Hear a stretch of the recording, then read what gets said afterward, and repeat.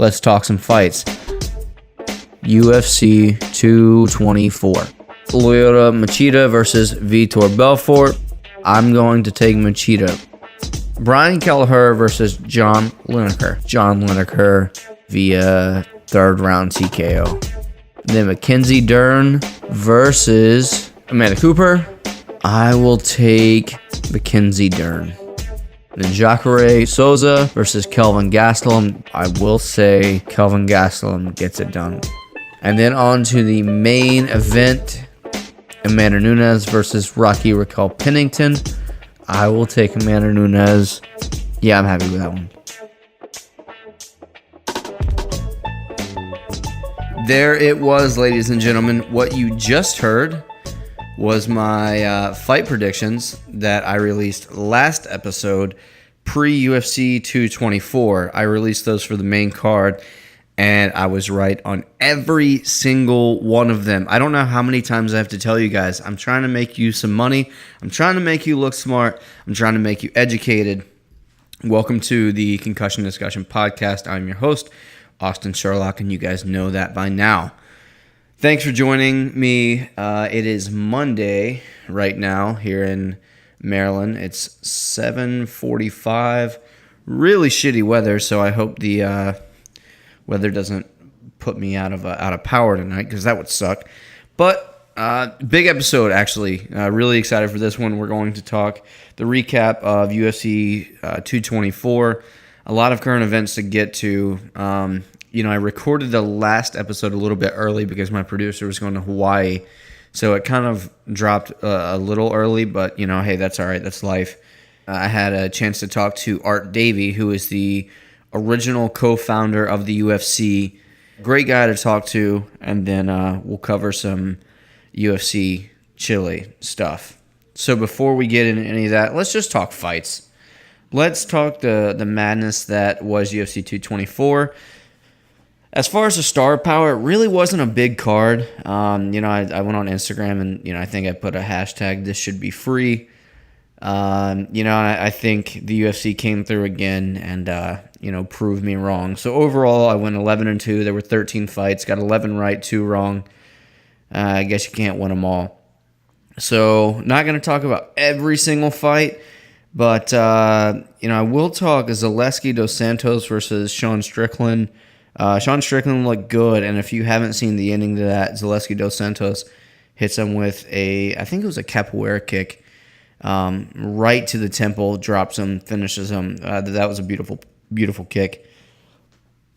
And then another fight I want to talk about before getting into the main card, the pay-per-view, was Alexei Olenek versus Junior Albini. Now, a lot of people know Junior Albini from looking like he wore a diaper to the octagon one time. I actually picked him to win this fight.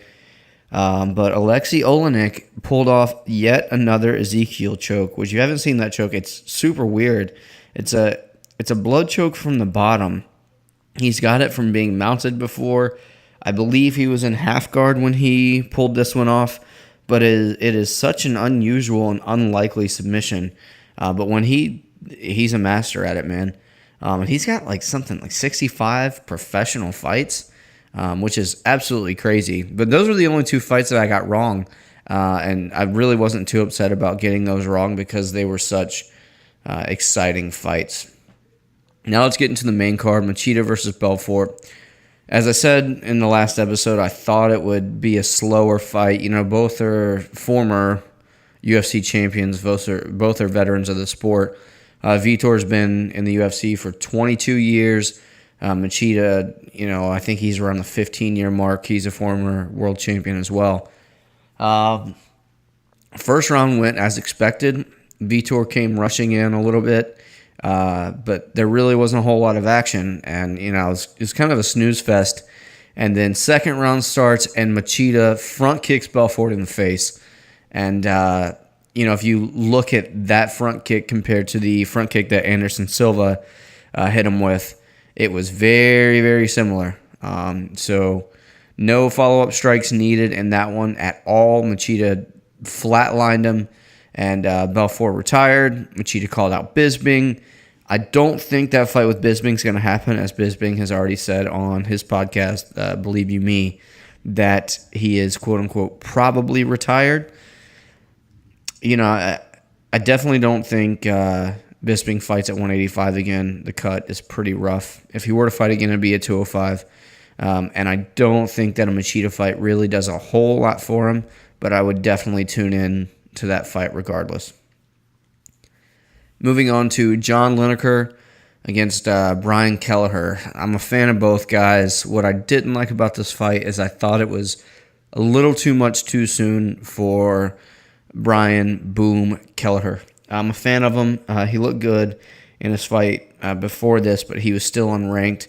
Lineker, I think, is ranked number 5 or 6 in the world at 135, somewhere around there. And it was a good fight. Lineker was landing a lot of heavy shots, as he usually does. And then Kelleher came back and he was landing some heavy shots too. But John Lineker does what John Lineker does. He hurt Brian Kelleher, was backing him up, and then eventually caught him with a huge left hook that stiffened Brian Kelleher up and finished the night for that one. Mackenzie Dern versus Amanda Cooper. What the fuck? Mackenzie Dern. Now, Mackenzie Dern needs to have a come-to-Jesus moment, because this was absolutely pathetic. So, I watch the UFC Embedded shows. If you're not familiar with UFC Embedded, it's their web series show, maybe 7 to 10 minutes every episode during the fight week. So first red flag, and I was thinking this in my brain, but I should have posted something on social media. She misses her first flight, and she's looking thick about 4 days out. And she's had some issues with weight in the past, but none as serious as UFC 224. So Mackenzie Dern, she's 6-0, undefeated. She won her first fight in the UFC via split decision. Really could have gone either way. And she steps on the scale. She's supposed to weigh in at 115 pounds.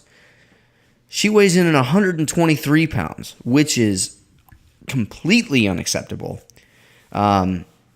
It's a bummer when fighters miss weight by 1 or 2 pounds, but at least you can still appreciate the effort that they tried to get there. But Mackenzie Dern looked like she came off, 3 Big Macs and a Shamrock Shake. So that was a bummer, man. I mean, that's literally almost a whole weight class above her. And what makes it worse is she's got this UFC hype train behind her. Because she is a stud, and she's, she is Brazilian, but, speaks very good English, and, and then you miss weight like that. And what's going to be interesting is, what the hell do you do with her afterwards? Do you make her move to 125, or do you give her another shot at 115? Because she has made the 115 weight limit multiple times, but that is completely inexcusable. Completely inexcusable. So what happened in that fight is Mackenzie Dern, first round very early, landed an overhand right, put Cooper on her butt, and then choked her out. Dern gets it done via rear naked choke. Caveat to that, she was literally in a different weight class. Probably weighed 10 to 15 pounds more than Amanda Cooper on fight day. So I don't know what's next for Dern. That'll be interesting. And then Jacare Souza versus Kelvin Gastelum. I got so much hate for picking Kelvin Gastelum in this fight. I really did. Everyone was, telling me that I'm out of my mind for picking Kelvin Gastelum over Souza just because of the size difference. Because Kelvin's really a natural welterweight. He should be fighting at 170. But, he looked pretty good. The first round definitely, I thought, went to Jacare. Took him down, and Jacare was landing some elbows on Kelvin, and was, kind of just passing in and out from half guard to full mount fairly easily. It seemed, it looked like, but he looked very tired. Souza looked very, very tired in the second and third round. So Kelvin comes out and does what Kelvin does: superior boxing, sticks behind the jab, relies on his left. At one point in the second, he dropped Jacare Souza. So he definitely won that round. Then going into the third round, really more the same. And Kelvin, outstruck him, really kind of outclassed him in those 2 rounds. Kelvin got the split decision, which I also said on Instagram, be prepared for some robberies because it is in Brazil, and Jacare Souza is Brazilian, obviously. I don't know how you see it as a split decision. I had it a clear 2-1, but again, fighting in your home country, that tends to happen. So what's next for Gastelum really is I think he's deserved the title shot. Yoel Romero and the champion Robert Whittaker fight next month, UFC 225 in Chicago, and there's really no clear contender for that belt after Yoel in that fight, or for the division. So I think that's probably Kelvin's fight. So I'm very interested to see that one. And I don't really know what's next for Jacare, to be honest. This is a familiar place that he's in right now. He's been in this position a few times to where he's been in a title eliminator, fight, to where if he wins this, he's more than likely going to get that title shot, and just comes up short. But everybody else, he demolishes, really, it seems.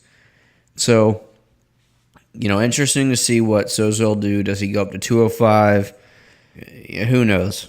But that'll be interesting to watch. Then moving on to the main event for the women's bantamweight title, you had Amanda Nunes versus Raquel Pennington. This was a weird one because they are friends. They're all Amanda Nunes and her girlfriend Nina, and then Raquel Pennington and her girlfriend Tisha Torres. They're all really good friends, and it was really what I thought would happen, and what a lot of the MMA community, the media, other fighters thought would happen. Amanda Nunes in the first round started to land the first leg kick that she landed, put Pennington down, and then Pennington gets back up, and Nunes just kept hammering on that leg. It looked like hamburger meat. Honestly, it was not looking good. You could see the bruising, and then from there, if you know anything about just boxing or kickboxing in general, Pennington's a really good fundamental boxer. But how you take a lot of that fundamental boxing away is if you attack that lead leg, it's very hard to get any power off of that in any combinations, because you can't put any pressure on that lead leg. You see that in the Conor versus Nate Diaz 2 fight. That's the first one that comes to mind. But that's what happened in the first round. Second through fourth round, a lot of the same, man. Pennington was trying to hang in there. I give it to her. She showed that she was tough. That's for sure. The problem with that is, at this level, everybody's fucking tough. Every fighter's tough. And toughness only gets you so far. After round 4, going into round 5, Pennington tells her coaches, I'm done. I'm out. I'm done with this fight. And a few things about her corner bothered me. The first thing that I see in her corner that bothers me is after the second or third round, you can hear Pennington's coaches, as far as their advice to her, says, yeah, you just got to go forward. Hey, no shit, guy. Really? That's your advice? That's your advice to your fighter in her first title shot? You got to go forward against Amanda Nunes, who has some of the most powerful punches, probably the most powerful in 135. That's your advice. Yeah, we just got to press and go forward. First issue I had. Second issue I have is, this is a double-edged sword. One part of me says, all right, the corner is motivating. So she tells that to her coaches, I'm done, I'm out. And her coaches say, no, we're going to go out and show the world what we're made of and this and that, right? So one part of me says, the coach's job is to motivate fighters and blah, blah, blah. That's kind of that's the given. But you're not the one getting punched in the face like she is. And she was jacked up. The corners and coaches need to be held responsible for the safety of the fighters a little bit more. Okay? We don't know how messed up, how much damage she actually did, whether she had broken bones in her face. She definitely had a broken nose. That came from a knee in the third round. But if there was some serious damage there, you have to think about the second, third order effects of that. Let's say she says, I'm done, and she goes back out there, which she did, and let's say it took 2 or 3 extra shots and broke 2 more bones in her face. Now, maybe she was originally going to be out for 6 months on a medical suspension, but now she's going to be out potentially 12 months or 15 months, or she's got to get surgery, or you have to think about these things, I think, as a corner. Obviously you want your fighter to go out on their sword. You want them to do the best that they can and win or lose with, if you're going to lose, at least lose with some dignity and not quit. But also, you're not the one getting punched in the face. And the way that she was getting brutalized, there was, going into that fifth, I tuned out. I didn't really even watch the 5th round because my buddy was over and, I just looked at him and said, no, it's over. That's it. And then Nunes ends up taking Pennington's back, lands a lot of punches. Pennington's bleeding everywhere, and it gets stopped via TKO 5th round, Amanda Nunes, and still. What's next for Pennington? She needs some rest. After watching that, I don't even want to talk about what fight is next for her. That girl needs a lot of ice, a nice slice of pizza, and about a year off, because that was brutal. But I love Raquel Pennington. She's a fighter's fighter. Nunes. MMA gods, listen to me. If you're listening to this, Amanda Nunes and Chris Cyborg is the only fight to make for the 145-pound strap that Chris Cyborg currently holds. Nunes is a big 135er. Make that fight happen. Please, please, please make that fight happen. You can put it in Brazil. You can put it in China. I don't give a shit where you put it. I'm tuning into that one. That is a great fight. And because the women's bantamweight division is such a mess, because Nunes she's retired 2 fighters. She's sent Valentina Shevchenko, arguably the second best of that weight division, down to 125 because Nunes beat her twice. There's no one left for her. Gotta make that Cyborg fight happen. That'd be awesome. So that covers UFC 224 in Rio de Janeiro. So now let's get into some current events in the MMA world. First one, this is about a week and a half old. This actually was released the day after the last episode was released. So UFC signs a new TV deal with ESPN Plus. The UFC is going to make $150 million yearly from this. There's going to be 12 fight nights on ESPN, in addition to Dana White's Contender Series, some behind-the-scenes special stuff. It's going to be $4.99 a month, which is better than UFC Fight Pass currently. UFC Fight Pass is $10.99 a month, which I pay for. And really, I think there's only like maybe 3 or 4 exclusive UFC Fight Pass events yearly. So as a fan, that's way better. That's a way better deal. $4.99. I think that's what the ESPN Plus package is. I think it's going to be $4.99. Fight Pass right now, I think, is like $10.99 a month.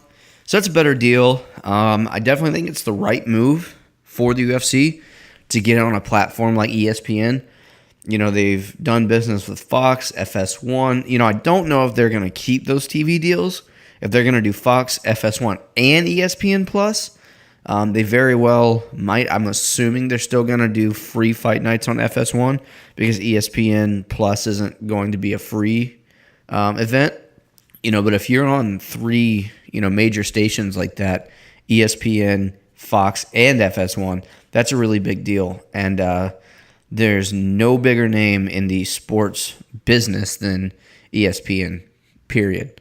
So with the UFC kind of in this transition phase, they're still in the WME IMG hangover, kind of at a loss with stars, with Ronda out, Conor out. I know I talk about it all the time. I'm beating a dead horse to death, but they're in a weird spot right now. So, I definitely think it's a good move, but I don't know what happens to the UFC Fight Pass. I would assume Fight Pass goes away because ESPN Plus is kind of offering the same exact thing. And I'm damn sure not going to pay $11 a month for UFC Fight Pass when I can have ESPN Plus for $5 a month. So that's that. I think definitely a good move. And I think it'll gain more respect as a sport rather than, human cockfighting or whatever you want to call it. All right. Oh, Yair Rodriguez gets released. This is absolutely asinine. So the UFC releases Yair Rodriguez, who is a 25-year-old Mexican kid. Call him kid, but he's an absolute stud. Because he allegedly turns down a fight against Ricardo Lamas, who I think is ranked number 6 in the world, and then he turns a fight down against Zabit Magomed-Shapirov, who I'm very high on. I think Zabit is ranked number 13 in the world. Honestly, the caliber of fighter he is, that could easily say number 5 by it. So he turns down 2 fights. So the UFC says, Dana White says, yeah, you're cut. We don't need fighters like you. What the fuck? What the fuck, Dana White? Fighters turn down fights all the time.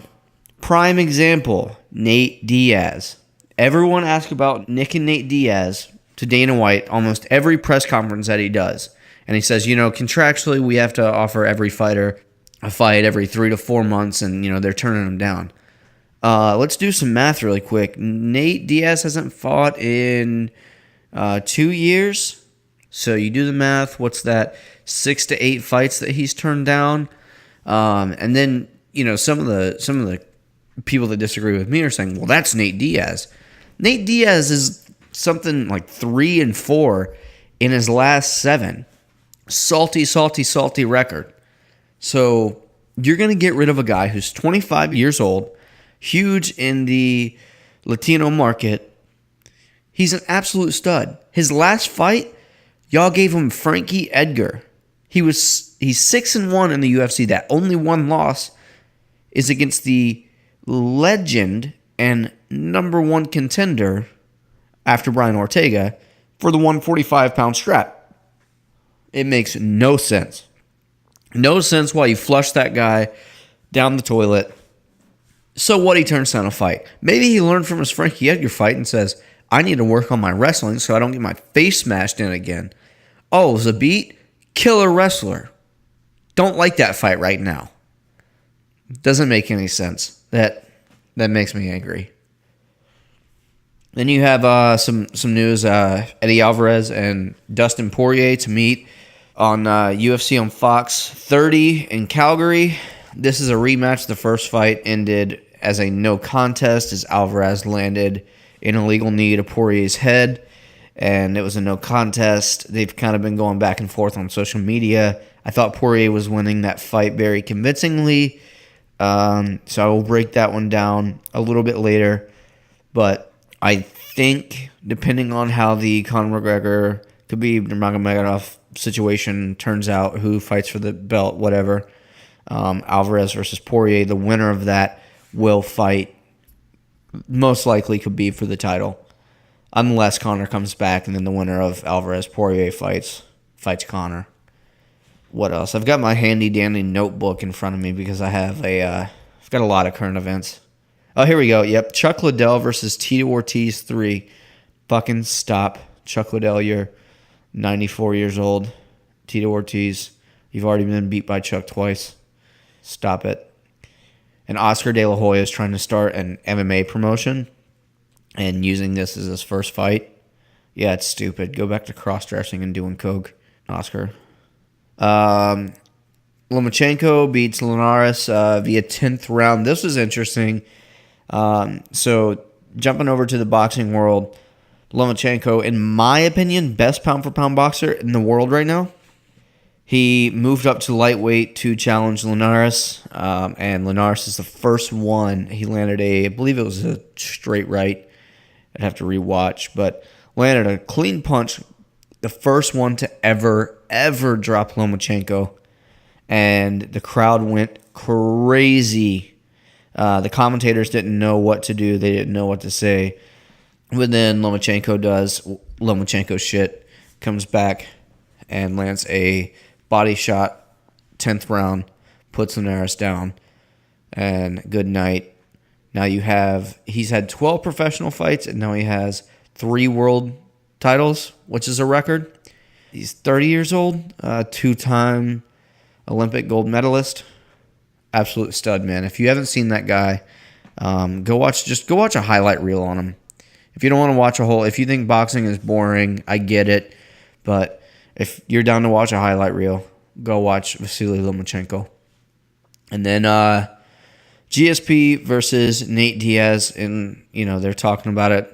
Doesn't make any sense. Didn't make sense when the news first broke. Still doesn't make any sense. This does nothing for GSP's legacy. He's already said he doesn't care about money. He cares about legacy. Nate Diaz does nothing for his legacy. And then that was current events. I do want to talk about Bellator 199 a little bit, do a recap, because Bellator 199 was on the same night as UFC 224 and on the same night as Lomachenko versus Linares. I told John Fitch, who actually fought this past weekend, that I need to give Bellator more love. So, Aaron Pico versus Lee Morrison. Pico is he's a stud, man. If you haven't seen him, he has won his last 3. He lost his MMA debut, but he has looked absolutely phenomenal. He's finished all 3 of his last 3 fights with his left hand, which is out of this world. So 3 knockouts in a row for Pico. John Fitch versus Paul Daly. Had John on the show. He broke it down for us. Paul doesn't like to wrestle. John loves to wrestle. That's what happened. Paul Daly did land a few decent shots, but John took him down, controlled him. Did what John Fitch does. Just kind of took him down and smashed him up a little bit. And then Ryan Bader versus King Mo. Finally, this Bellator tournament is starting to actually feel like a tournament. They had, at one point, 2 to 3 months between, they're doing this heavyweight tournament. But when you have 2 months between fights, I start to lose interest. Finally, I'm starting to gain interest back. I thought this would be fairly competitive. I did think that Bader would win. Well, it took Bader 15 seconds, landed a left hook that ruined King Mo's night. King Mo actually said after that he's going down to middleweight. So he's going from 240 at heavyweight to middleweight at 185. Yeah, we'll see how that goes. So that is it for current events. It's been a very busy week and a half since last time I did this. So without further ado, ladies and gentlemen, before I get into UFC Chile, I'm going to talk to Mr. Art Davie. I did this interview about 4 days ago. Awesome guy. We talk about his book. We talk about how his vision for the sport of MMA was started, and we talk about his movie that's coming up, and he's a great storyteller. I'll let you guys draw your own conclusions. So without further ado, Mr. Art Davie. Art, how are you? Real good, Austin. Pleasure to be here. Yeah, thanks for coming on. So you are an author, and you are really the name Dana White and the Fertitta brothers is really associated with the UFC. But what a lot of maybe some of the newer fans don't know is you were the man who started this whole mixed martial arts concept, correct? That's true. Started for me a long time ago. And by 1993, we got the first event on pay-per-view, and it was a big hit. So from what I've read, from what I've heard, this started for you because you were just curious on what would happen if a boxer got in a fight with a wrestler, and that was kind of the good idea fairy, so to speak. Is that correct? Well, a couple of things had inspired me over the years. On June 13th, 1964, I was training for the Golden Gloves, and I ran into a friend with a pal of his who was a wrestler. One thing led to another, and I ended up on the ground with this guy on top of me, and I wound up tapping out. Now, if you fast forward a couple of years, I was in the Marines, and two of my buddies went to Bangkok on an R&R. They came back and told me about witnessing a mixed match between an Indian wrestler and a Muay Thai kickboxer. And that stimulated a lot of discussions and arguments about who would win in a mixed match fight, a boxer, a wrestler, or a martial artist. Could Bruce Lee have beaten Muhammad Ali? That was the question. Mm-hmm. So you took this idea and I guess take us behind the scenes of, I mean, how do you go from idea to putting it on pay-per-view and, you know, now it becoming one of the biggest sports in the world? Well, we had presented the idea to an advertising client and they passed. But by this time, Austin, I had a huge file. And I took that file, left the agency with their permission, and wrote a business plan. I read about Rorion Gracie in a magazine article, and I approached him to see if he or one of his family were willing to fight. So I began to recruit all the pieces that I needed. After I got Rorion to become true believer number 2, I was number 1. I then went out and sold the plan to 27 of our family and friends to invest in the plan. And then I went out and recruited a TV partner. I got turned down by HBO, Showtime, and ESPN. Didn't they all miss out, huh? Absolutely. But I got lucky, Austin, and I pitched it to a pay-per-view provider who was funded by the biggest entertainment company on the planet, Bertelsmann's Music Group. If you were in the pop music business, at some time in your career, you worked for Bertelsmann's. They were putting money up for this company, Semaphore Entertainment, to do pay-per-view. And they had been doing concerts and comedy. They had no franchise. I came to them with the plan for an 8-man single elimination tournament on pay-per-view. So it goes from, you finally get that done. How do you recruit the fighters? Because I feel like you didn't really have a whole lot to start with. Obviously, now the model is so set up to where it's big names, feeder leagues, there's such saturation of the market right now. How do you start reaching out to fighters other than the Gracies, but the other guys? What did that look like? How do you find those?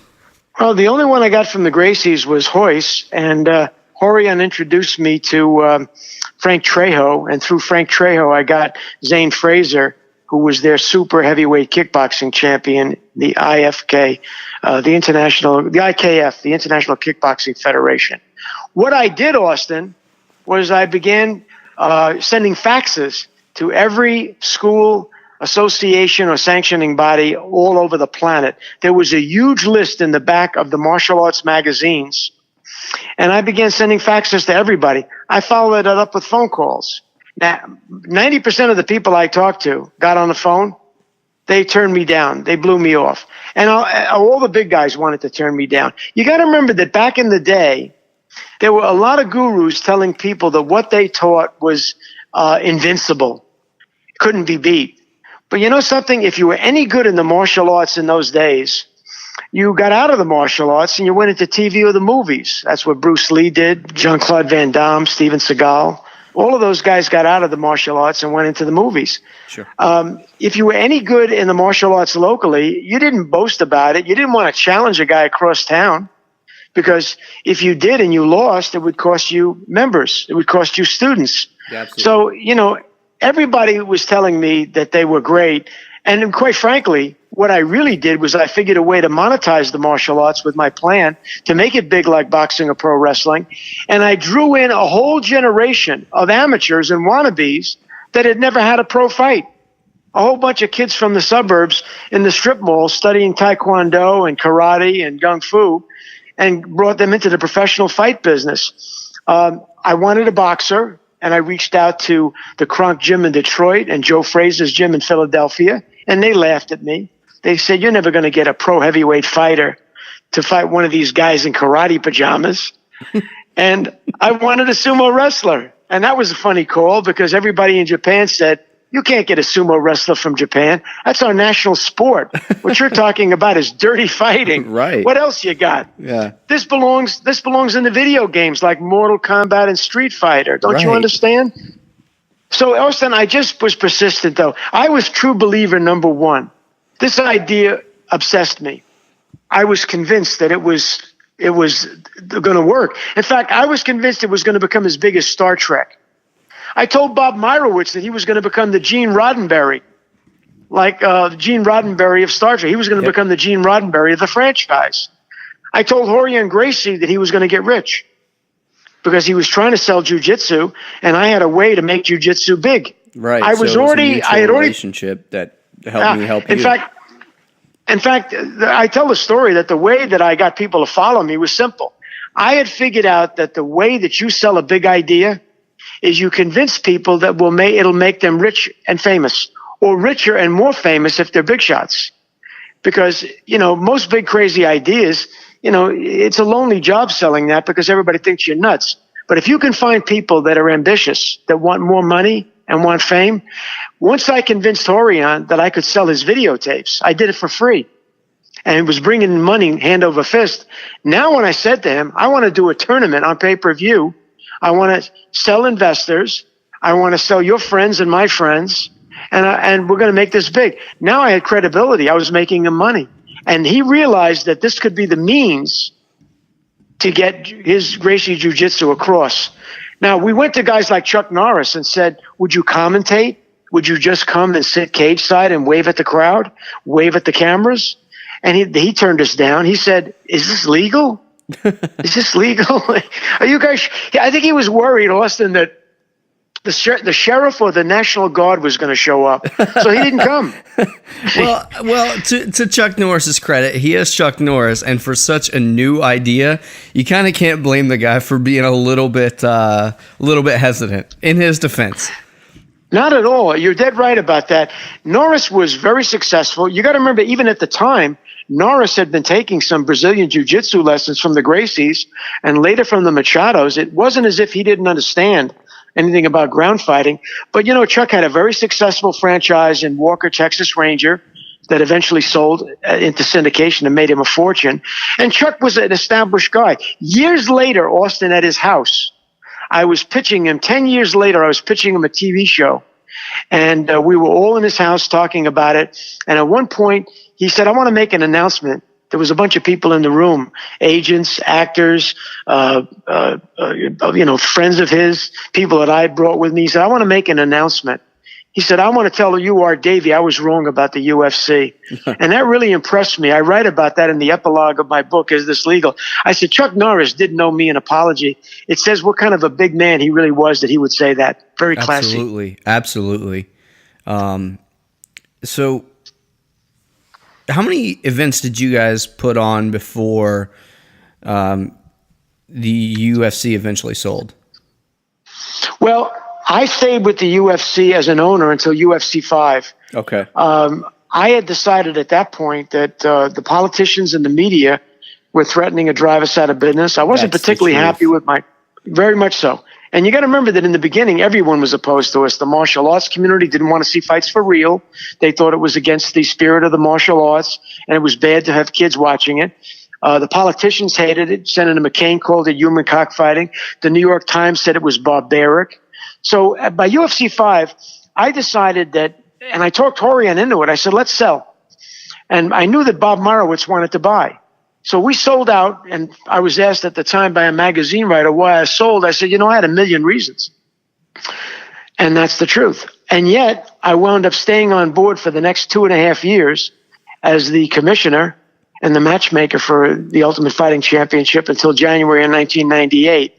By that time, Austin, Semaphore was really hurting. We had lost a lot of pay-per-view. We were really a battle-scarred franchise at that point. I give a lot of credit to Zuffa, Right. Lorenzo Frank Fertitta, and Dana White coming in 2001 and buying it for $2 million and then investing $50 million to move it forward and get it into the mainstream. If they hadn't done that, I wouldn't be inducted on July 5th into the Hall of Fame. There'd be no UFC Congratulations, today. by the way, too. That is phenomenal. I saw Thank that you. and I was like, oh my gosh, finally give this man his due, Such a great Well, it's story. a real thrill to be in the 25th year to be inducted. It's a real thrill for me, quite frankly. And the day that they published that notice, and they put out a press release calling me the creator and the co-founder of the UFC, I got the script from my producer and the two writers who optioned "Is This Legal?" to turn it into a Hollywood movie. And my producer is represented by WME that owns the UFC. What? That's big.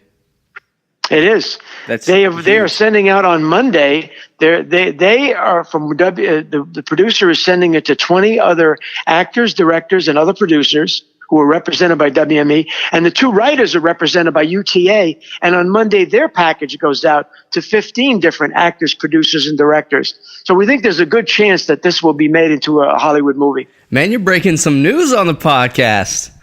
Woohoo! Well, That's awesome. We're excited about it.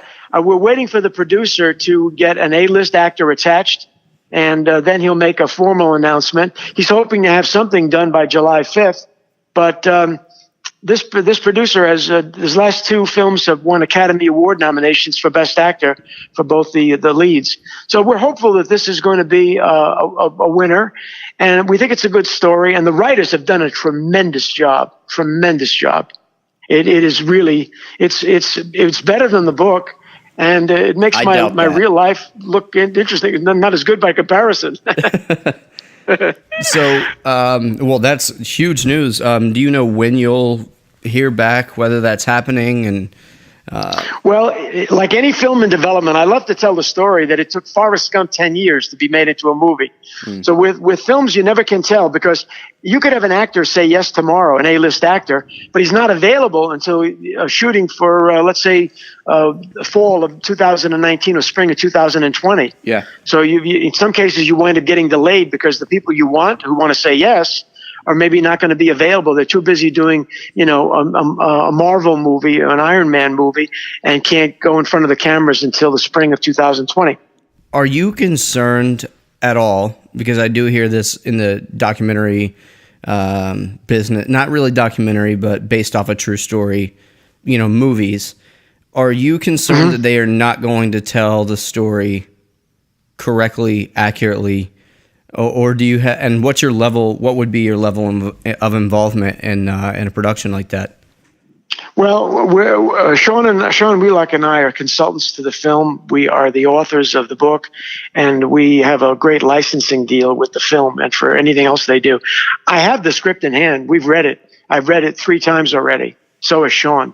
I'm not worried about the story. Okay, good. I mean, I would hate to, such a good story, and talking to you right now, you're a great storyteller. Your level of detail that you go into, I just wouldn't want to any of that to be convoluted in any ways if it makes it to the screen, or I guess right now when it makes it to the screen. So congratulations on that. That is huge.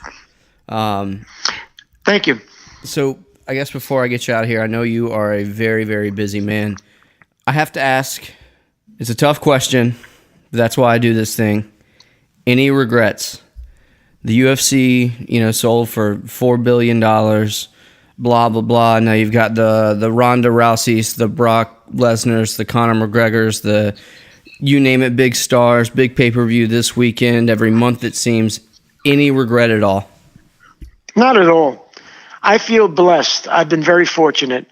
I had a big idea that landed on my head that I couldn't let go of. I wrote a plan. People followed me. I was able to launch a dream. And it's created an industry that's all over the world. There are people earning their living in every aspect of it, from one side of the planet to the other. So for me, it's been a thrill. I was an ad guy who would always help people sell their product. To come up with a product that is sold like this is to see your kids, to see a kid grow up and become a winner, become a champion. Yep. I'm thrilled. I have no regrets at all. That's awesome. And that's actually good to hear, and not the answer, to be honest, that I was expecting. Because personally, I might have answered that a little different, but that's awesome to hear. So, two more things. Are you still a fan of the sport? Yes, my interest has grown actually in this last year or two. I think that the UFC will continue and the sport will continue to grow, and I'll tell you why. Other than soccer, what they call football around the planet, the UFC and MMA threatens to be perhaps the biggest sport in the future. And I'll tell you why. If you go to a sporting event and a fight breaks out in the stands, where does everybody look? The fight. They look at that fight. So I think the politicians, the establishments, are a little concerned that if MMA type fighting becomes as big as any other sport on the planet, what's the potential for violence? I think that worries them, because now you've got the real primal sport of man and women versus man and women, and you've got it now with a nationalistic orientation. Maybe you're watching a fighter from Jordan fighting competing against a fighter from Russia or from Argentina versus Japan. The potential for passion behind this. Remember that for over 1,000 years, pankration had been the number one sport in the ancient Greek Olympics. Absolutely. That was one of my original inspirations. And it other than horse racing, it was the dominant sport in the ancient Greek Olympics. The potential for that to increase with the internet over the next 15 or 20 years is awesome. I predict that the UFC and the sport will be bigger in the future. It'll make what was happening today look like nothing. I think that John Millius said it to me as our consultant, the film director and screenwriter back in 1992 and 1993. He said, Art, he said, in the future, he said, there may be 50 million people watching this thing on an evening to see the real Lord of the Ring, the apex predator, the great white shark. He said, that's where this is going. He was right. I understood it then. I have a better feeling for it today. I can see this thing expanding into India and China, and for this sport in the Middle East. There's a young audience in the Middle East of young males who are really getting into MMA. So, where is this going to be? And when I'm gone, it'll be bigger. And that's what makes me happy and proud. That's why I have no regrets, Austin. What I helped spawn will survive me and go on and be bigger than any one of us could have ever dreamed. I hear you, Art. I'm inspired right now just talking to you. Thank you. So you have a book. Is this legal? That was 2015, 2014. Is that correct? 2014, and it's available at isthislegalthebook.com. We're very excited about it's being made into a film, and I think that'll happen within the next year or two. And I'm working on a new novel about the first superstar of MMA, Polydamas, who was the MMA champion in pankration in the year 4008 BC. I've been working on that book for the last 10 months. Well, I've got a new book to read. So we're following the book, following the new novel, following the movie. Thank you so much for coming on, man. This has been great, and this is probably the best interview honor that I've had doing this podcast so far. So when we get more news on the movie and the novel, you have my number. Feel free to text me. We'll do this again, Art. Thank you so much. It would be a pleasure, Austin, to come back on the Concussion Podcast and hang with you again. I've enjoyed this day and I look forward to the next one, my friend. You take care, bro. All right, sir. Thank you.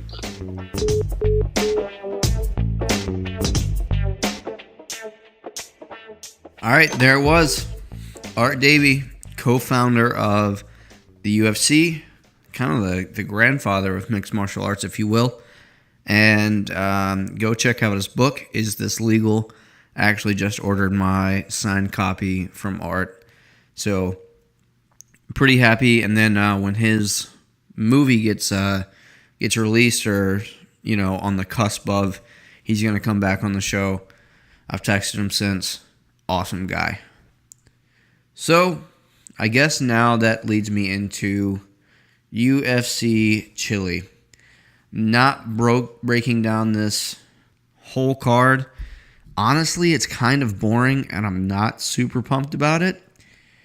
But, you know what? I guess I'll just get into it anyways. So, UFC Chile, Damian Maia versus Kamaru Usman. Usman was originally supposed to fight Santiago Ponzinibbio. It's not happening now. But Maia steps in. I'm not going to cover this whole card. I'm really just going to cover the ones I'm interested in. So we'll start off with Brandon Moreno versus Alexandre Pantoja. Both guys are awesome. I really got back watching The Ultimate Fighter when both these guys were on. The winner of the show got to fight Demetrius Johnson for the flyweight title. So Brandon Moreno is number 7 in the world. Pantoja is number 12. I will take Brandon Moreno here. I'll take Brandon Moreno via second round submission. Zach Cummings versus Michael Prazeres. Zach Cummings, I was looking at his record earlier, and it's kind of a bummer, man. He's unranked, but his only losses are from Gunnar Nelson, number 12 welterweight in the world. Has a loss to Santiago Ponzinibbio. He's number 10 in the world. Then he has, this is just his UFC losses. He's 6-3 in the UFC, and then his other loss came from Tim Kennedy, who, when Tim Kennedy retired, he was number 10 in the top 10 in the world there. So, it's kind of misleading. That's why you got to do your homework, and that's why I love doing this on these guys, because, he's really kind of fought the who's who. So I will take Zach Cummings here via unanimous decision. Go to the main card. Let's see, who do I want to cover? Jared Cannonier versus Dominic Reyes. Reyes has a huge reach advantage. Very, very tall guy. He's undefeated, 8-0, but I think Jared Cannonier gets it done. Third round KO. Alexa Grasso versus Tatiana Suarez. Alexa's ranked number 9 in the world. Tatiana's ranked number 12. Tatiana's also undefeated at 6-0. Ultimate Fighter winner. This is probably the toughest one to pick, but I will say Tatiana Suarez via split decision. I think it's a close fight, but would not be surprised if it goes to Alexa Grasso. Then the main event, Damian Maia, number 5 in the world. Kamaru Usman is number 7 in the world. Damian Maia hasn't looked great his last fight against Colby Covington. Colby kind of just pieced him up. And then Kamaru has only lost one fight. He's 12-1. I think the wrestling of Kamaru Usman will be enough to... He's definitely a better striker, that's for sure. His wrestling is pretty solid. I think his wrestling background is enough to will be enough to at least evade Damian Maia's superior jiu-jitsu. And when I say superior, I mean like top 3 in the world as far as mixed martial arts jiu-jitsu. I will take Usman. This is a 5-round fight, which gives Maia 5 rounds to catch him with something. But I will give the nod here to Usman. 4th round TKO. So that covers UFC Chile. Really quick. go check out the Instagram page at The Concussion Discussion. Go check out fightbookmma.com. Check out their Instagram at fightbookmma. I write for those guys. Great bunch of guys. So go check them out. Check out my podcast page. And until next time, guys, be good to each other. Thanks.